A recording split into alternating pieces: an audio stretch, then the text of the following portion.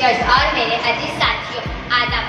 अपनी आज़ादी को हम हरगिज़ भुला सकते नहीं, अपनी आज़ादी को हम हरगिज़ भुला सकते नहीं। सर कटा सकते हैं लेकिन सर झुका सकते नहीं। हाल में जैसे कि आप जानते हैं, आज हमारे मुल्क को आज़ाद हुए 75 साल मुकम्मल हो चुके हैं। इसलिए आज हम सब यहाँ आज़ादी का अमृत महोत्सव मनाने के लिए गर्व से इकट्ठा हुए हैं।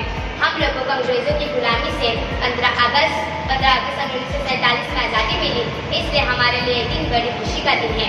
इस दिन सारे मुल्क में छुट्टी रहती है ताकि लोग इस दिन को जोश खरोश से मनाएं। इस दिन हिंदुस्तान के सदर वजीर आजम लाल किले पर कौमी झंडा लहराते हैं, कौमी की सलामी लेते हैं और फौज की आज़ादी का पैगाम देते हैं। इस तमाम सरकारी इमारतों, स्कूलों, कॉलेजों, दफ्तरों और अवामी जगहों पर 15 अगस्त का झंडा लहराते हैं। इसकी रस्म सुबह 8 बजे अदा की जाती है। बच्चों को मिठाइयाँ खिलाई जाती है, कुछ खेल कूद भी होते हैं। जय